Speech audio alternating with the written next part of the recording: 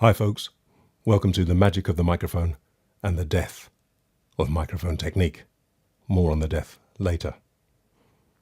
The magic of the microphone, this is microphone technique. What is microphone technique? It's your own technique which takes into account the properties of the microphone and how it works. So this is going to be practical, hopefully.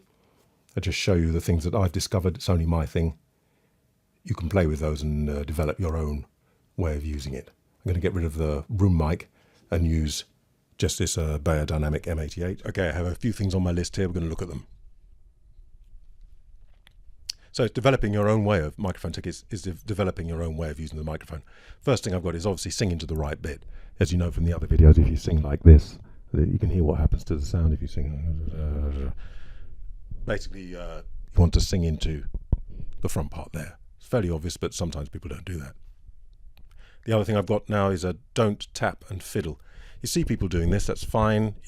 Bear in mind, you've probably got engineers which are going to sort this out, but I'd rather, if you're an artist, I'd rather you take responsibility for what you can. So obviously if I'm doing this, you can hear. If you're clumsy with it, the cable can make some noise as well. Try to eliminate that, keep the thing, don't fumble unnecessarily, because it's going to, through a big PA, that's going to be loud. Keep the mic in front of the mouth, head turning. A lot of people you see doing this, and of course if I turn to one side you can hear what's happened to the volume, it's dropped off and then I come back and then it goes. So when you want to do that, you just simply learn to keep the mic in the same place no matter what you're doing, no matter where you're going. Don't fall off the stool. Loud and soft singing. It may be obvious to you.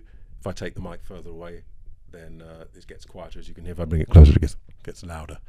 So when I'm singing louder, then I don't need the mic so close. If I continue to speak at this level and bring the mic in, you can hear what happens. I continue to speak at this level, you bring it in, and I've got distortion. I can see it's in the red.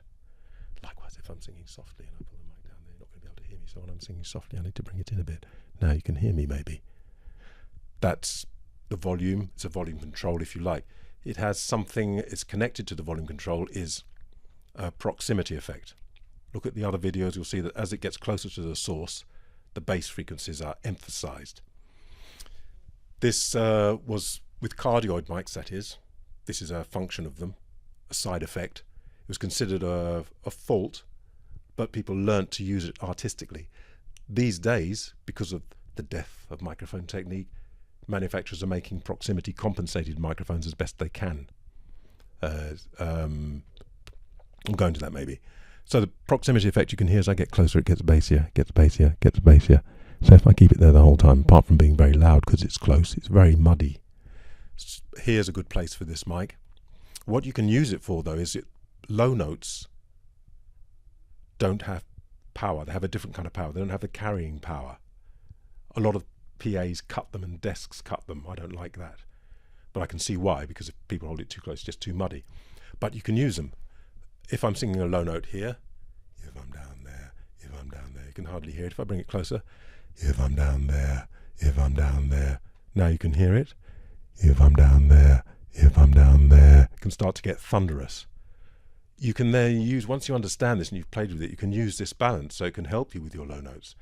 If I'm doing something there and then, I want to go down. Doing something there and then, I want to go down. If I don't bring it closer, doing something there and then, I want to go down. Doing something there and then, I want to go down.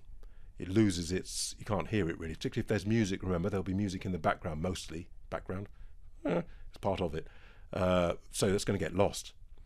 If I keep it close for the low notes, doing something, too loud already. Doing something down there, then I'm going to go down. So I learn with practice to doing something up there, and then I go down. Doing something up there, and then I go down there. Doing something up there, and then I go down. You learn to get your balance for a particular mic. Proximity effect. Intimacy. Intimacy. This one is, I haven't seen anything on this, but here's what I've noticed. I may be wrong, so you verify for yourself. Seems to me there are aspects of your voice, those parts, other parts, they don't get any louder when you sing louder. Sing, sing, sing, sing, sing, sing, sing. The main body of my voice gets louder, but those don't.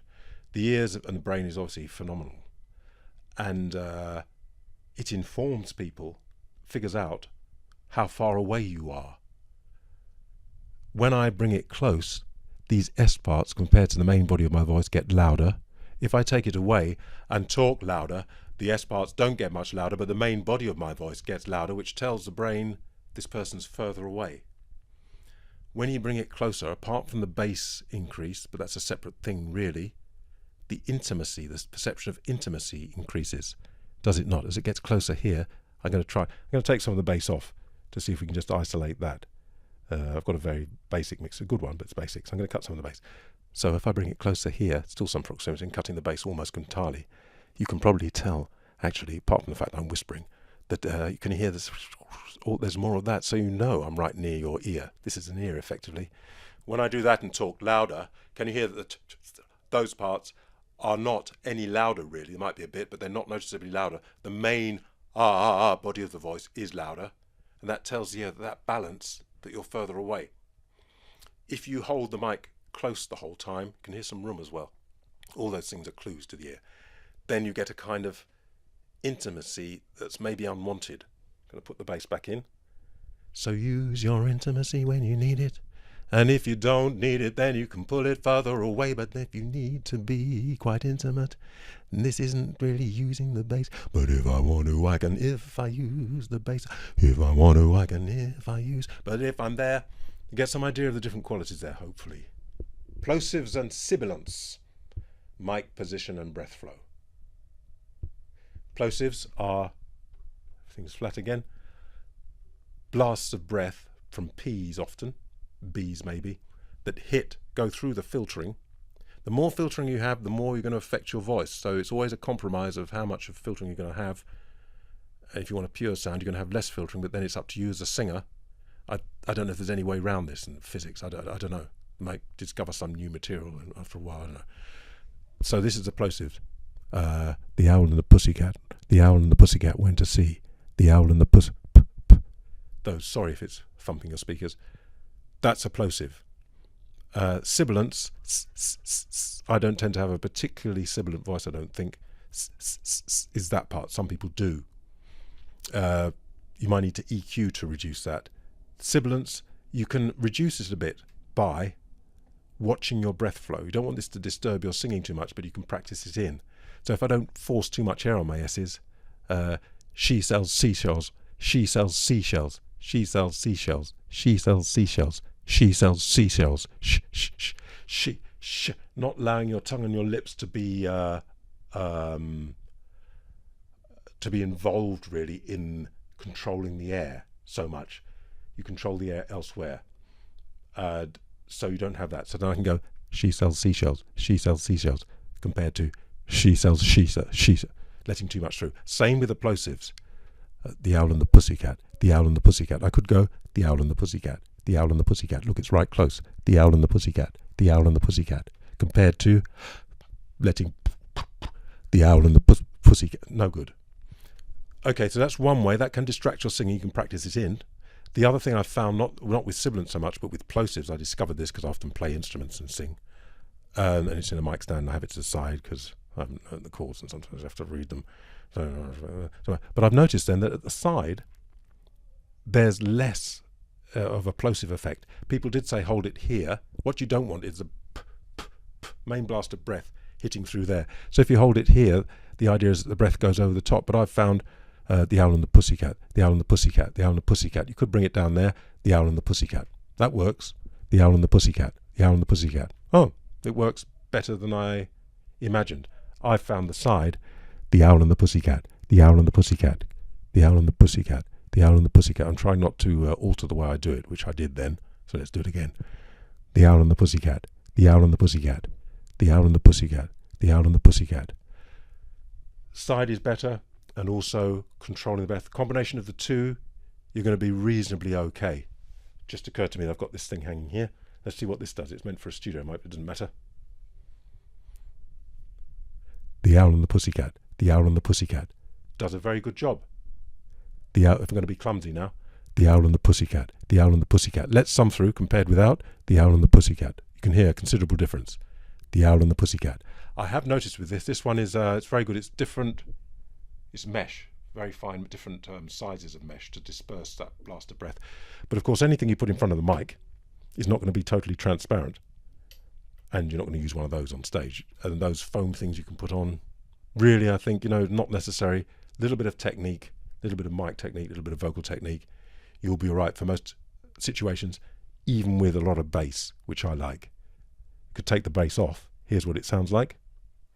The Owl and the Pussycat. The Owl and the Pussycat. It sounds like an SM58-ish. The Owl and the Pussycat. Put the bass back to neutral. The Owl and the Pussycat. So there you can start to see it's the bass frequencies that get affected, because of course it's a poof. When it hits the diaphragm, it's like a low frequency. Pop screen filters have done that. Listen to the speaker or monitor. With all this then, how do you know what's going on? I know what I'm going on because of my Beats Infinite Black. You're going to be, if I didn't have these, I wouldn't know the pops, would I? Because I wouldn't hear it. I'd just be acoustically. So when you're singing then, listen to the speakers or the monitors. I'm not a great fan of monitors. Generally speaking, sometimes you have to have them. There's no way around. But listen to the speakers and you start to learn, your ear and your brain starts to realize what's going on. There's ways of practicing this I'll get to in just a moment. Adjust volume and tone. The death of microphone technique. What is the death of microphone technique? Here's something I've noticed over the years. A lot of the singers, particularly some people have no microphone, haven't developed their own microphone technique at all much. Probably just not aware of it, But some of the younger ones, they hold it very close. This is at the Brit School where I teach. Right here, all the time. You can see that's overloaded. So I could turn the volume down. If I'm going to do that, let's turn the gain down here. So now I can hold it here without overloading. Still overloading a bit. Let me turn it down a bit more. There. It's not going into the red. But listen to the tone. Not very, So I asked them, put it back to normal. Why do you do that? And they said, well, the bands are so loud. We've been told by the teacher, the band are so loud that we need to get as much volume into the mic, because if they turn the mic up, you get feedback. Hear that little pop on up? I did that. Badly managed. I do apologise. Do you understand that then? A reason I got the Beats with the closed back headphones. Some others are closed back. Some others I've got are open backed. They will leak sound through and you'll get feedback because the sound goes, the other video you'll see sound goes back in the microphone. So studios use closed back headphones. You could use your earbuds if they're reasonable quality. If I turn the gain up, say I've got speakers in the room, I'm going to get feedback. So what am I to do? The band's too loud. I can't turn the vocalist up anymore because there's feedback. What they might do is say, well, hold the mic closer, because if I don't get any, you don't want the singer to be shouting the whole time. Sometimes they are shouting, they still can't get loud enough. But if I speak at the same level, if I speak at the same level, if I speak at the same level, if I speak at the same level, if I speak at the same level, you can hear there's much more volume into the mic, so they can get more out of it. So they say, okay, hold the mic close, we get more volume, and we EQ out the proximity. Probably why people have started, because of this trend, to develop proximity compensated microphones, but you lose some artistry, I feel. So let me take some of the bass out and show you what that sounds like. So now I can hold it here, take the bass right out, it's right off now. I can hold it right here, and there we are. That's okay, isn't it? So now we've got a lot more level without the boo. Put the bass back in again if I do that, and you can hear it's too much. So now I have to bring it there to compensate for that, which is probably about round about there on this microphone to get a similar kind of tone, maybe. Okay, that leaves you no leeway. Because if I take it away now and turn the bass down, then we get a very, very thin sounding microphone the whole way through.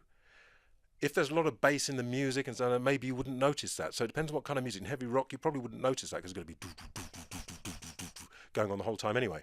So those lower frequencies are just going to add to mud. But if you're doing more acousticy things, things that are quieter, maybe with more separation between the instruments. Put the bass back on because I can hear it the whole time. It's gone, and this has gone off. I don't know why. I have to set it not to do that. And so you haven't got any options. It's just like it's here the whole time, and that's the end of it. The other thing is, remember the intimacy we talked about. Put the bass back in. The intimacy we talked about, that applies the whole time then, when you've got it close. appropriately or inappropriately, and I find it very tiring. It's like it's too much. Back off a bit. Gives a very sound, which you might like.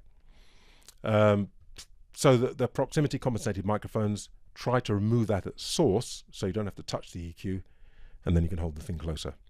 So that's the death of microphone technique, actually, really, because it's become, oh, that was a pan.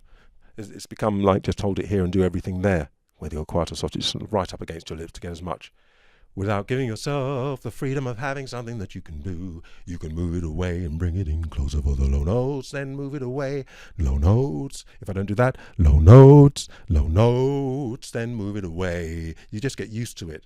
That is effectively all the things I've been through, microphone technique. Recap, singing to the right bit, try not to fumble too much. Bear in mind the distance for volume, get used to hearing it.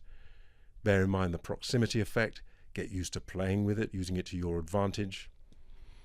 Pop screens, watch out for your pops and plosives. Learn to listen to the speaker. I'd rather have something through the main speakers so I know what the audience is getting, rather than some different speaker firing at me and there's sound waves firing all over the place. In-ear monitors, I feel, cut me off from people. If you're doing Stadia, you've got to do that, but in most of us perhaps aren't. So the average gig, I think, get the speakers back a bit, in a bit. You probably won't get too much feedback. Balance it, and then you can hear quality sound from good speakers, hopefully, and you can hear what their audience is hearing. So there's more of a connection through there. Anything else I've got here? Electronic manipulation.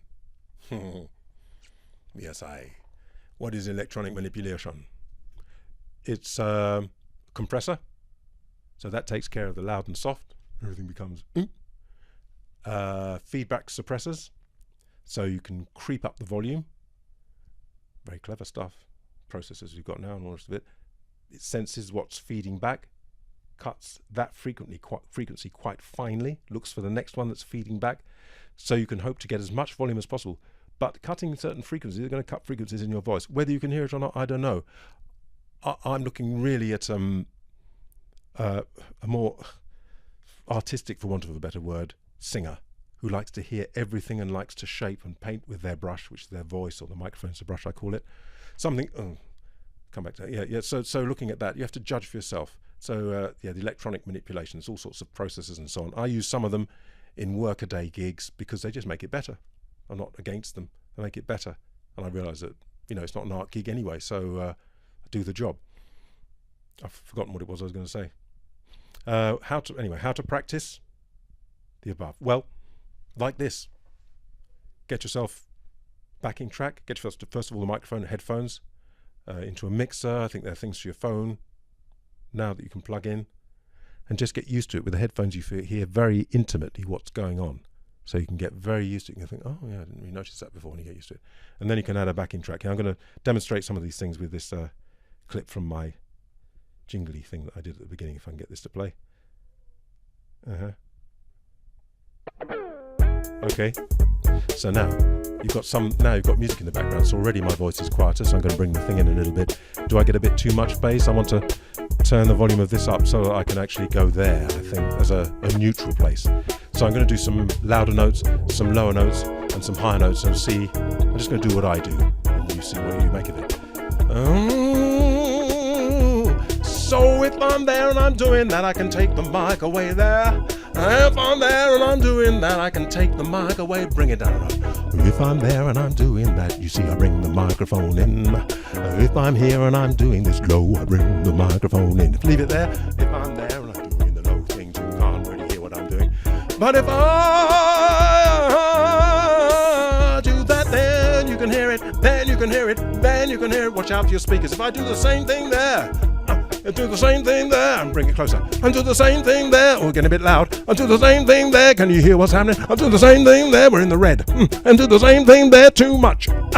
So what I want to do then is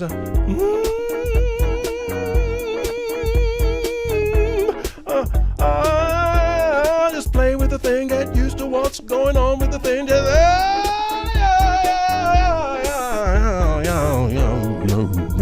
Did you hear when I did that in there? You could hear the room. Don't know if you could hear that. Learn to listen and hear what's going on. Learn to listen and hear what's going on, cause all these things affect what you're doing. Gonna get kind of intimate, but I'm quite high up. Kind of intimate, but I'm quite high up. Kind of intimate, but I'm quite high up. Kind of intimate, but I'm quite high up. Kind of intimate, but I'm quite, now just bring closer. Kind of intimate, but I'm quite low down. Kind of intimate, but I'm right low down. What's my lowest note? I don't know, but I'm gonna head down there somehow. If I didn't bring it in, gotta wash your breath. I'm gonna head down there somehow. Can't hear it. What do I need to do? I'm gonna head down there. I'm gonna head down there. I'm gonna head down there. Too much. So it's a little bit fine. You need to get used to the microphone you're using, because different microphones have a different response. And I've got too many of them. I haven't got too many. I've got lots of them, and I like them. But you got to use one quite a lot. You got to use one and get used to it.